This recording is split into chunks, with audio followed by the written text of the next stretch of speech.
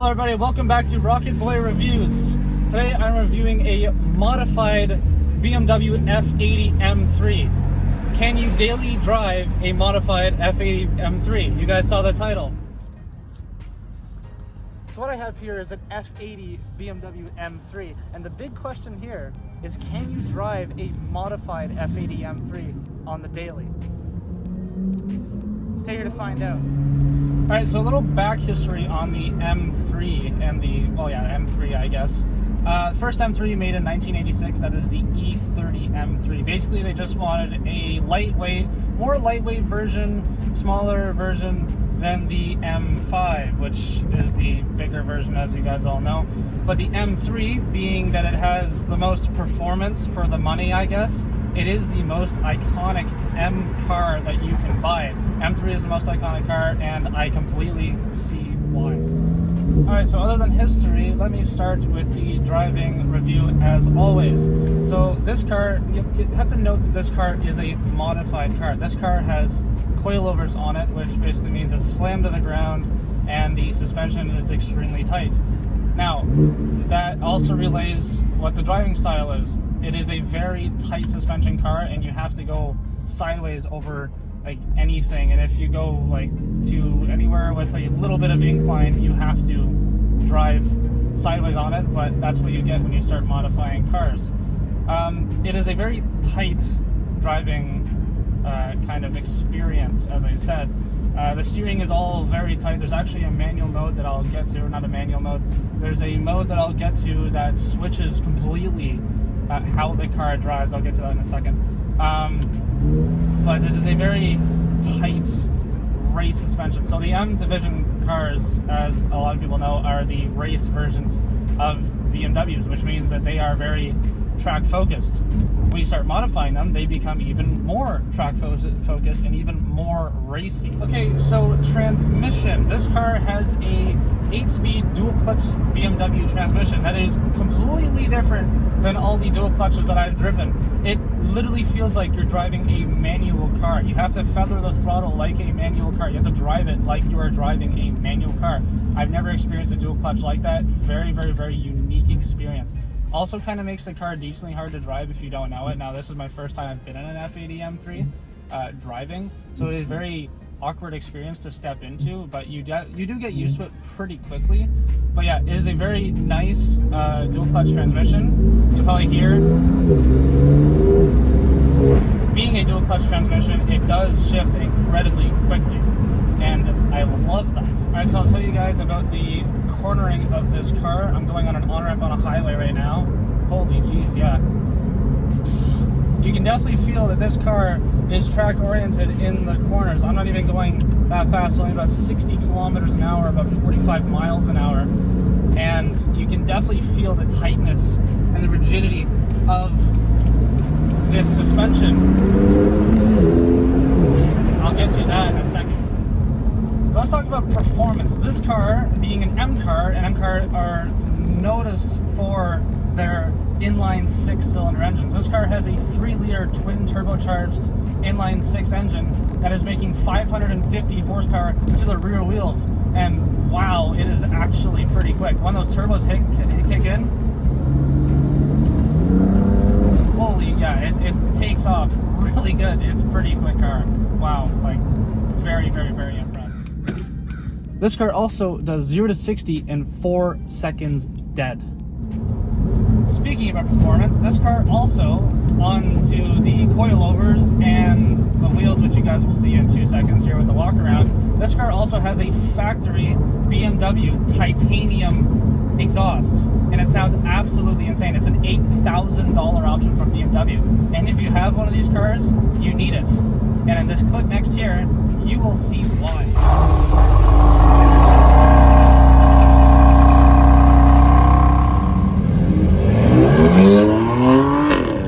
Okay, so let's talk about driving comfort. Now, I'm on the highway right now doing about 100 kilometers an hour, and being in a modified car, it is very bumpy, as you guys will see in that video. The camera's kind of shaking around a little bit, but overall it's not that bad. You put this car in 7th gear, you just cruise, it's really not that bad. It's really nice and smooth, as long as there's no bumps. Alright, so let's do a little tunnel pull with the windows down. You guys can hear that beautiful 3-liter straight 6. Holy jeez. That's a crazy sound. Alright, so onto that thing that completely changes the driving experience of this car. There is a button that is labeled M1, M2, which is completely interchangeable. Like, you can change it to different settings, whatever you like. So in this car specifically, the owner has done it up as M1 being very chill, and even right now, I'm in M1 right now, it's so quiet. For an M3, it's quiet. The gear changes are not as quick.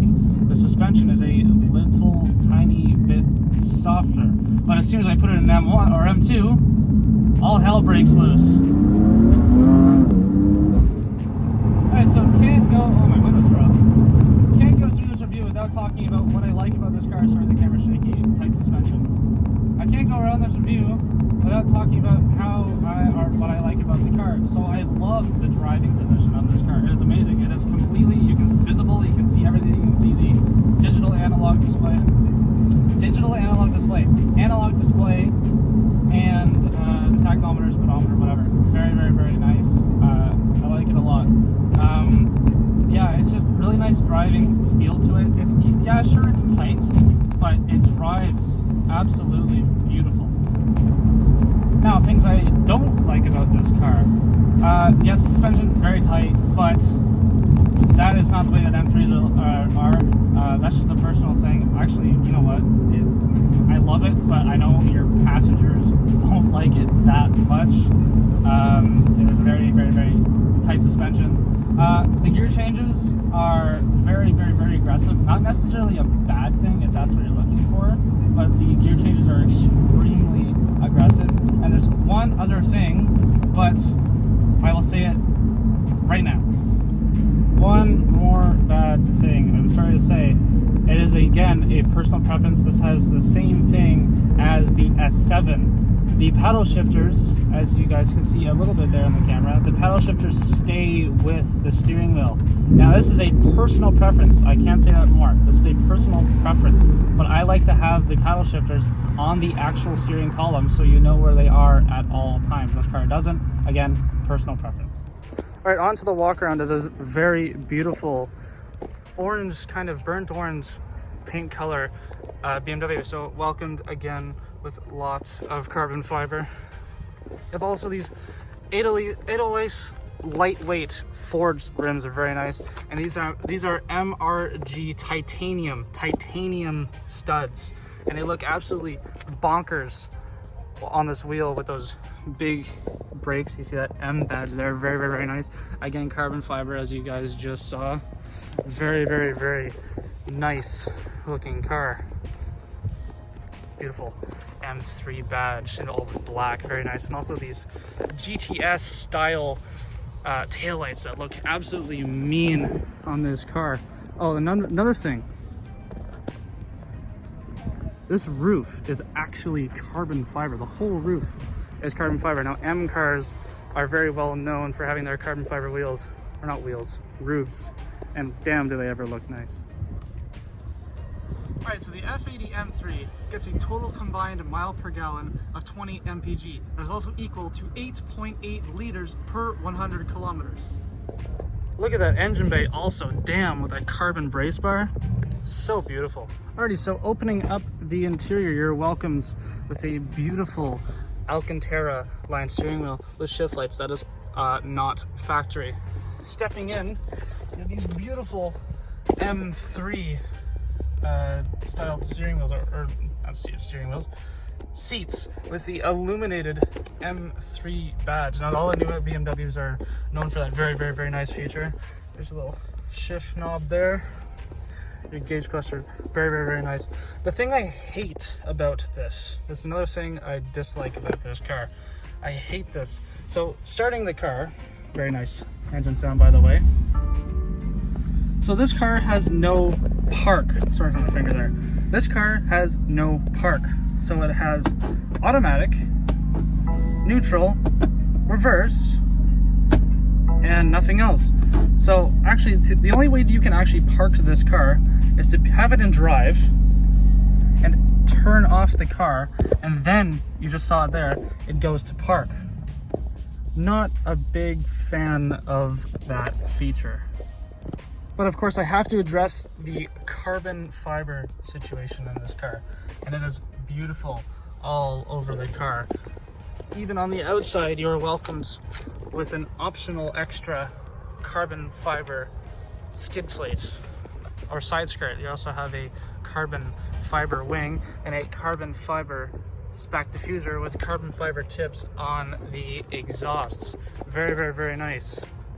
Love this stuff. Also gonna give you guys a little view of the startup sequence. I love those. And the 3-liter inline 6 roars to life. Alrighty, so that is gonna do it for this video. Thank you so much to the owner, Mr. Old Spoon M3 himself. You guys definitely saw those plates in the Walkaround. Thank you very much for the trust. I really appreciate it. Now, the biggest question that I have, and the title of this video, can you daily drive a modified BMW M3? Well, if you're very careful, yes, this car rubs everywhere, but it is very, very, very capable of a daily driver. You have to watch that power in the back end though. But yes, you could absolutely daily drive an M3, modified M3. Stock M3, not a single problem. You won't have anything, you don't have to worry about anything. It is a very, very, very good car. Very good platform for any build too. Wide body, Liberty Walk, track builds, street build, anything. Very, very, very capable car, and absolutely beautiful. And I love that different, like that change of driving style when you hit that M1 and M2 button. Absolutely amazing. But anyways, thank you so much for watching this video. Again, I will drop the owner's Instagram in the description below. Thank you so much for watching the video. Please like, share, subscribe, all that stuff. I'm actually gonna say it now. Comment how I did on this video, please. I really appreciate it. Hopefully I am doing the right thing. Anyways, thank you so much for watching this video, all that stuff, as I just said again, and have an amazing day.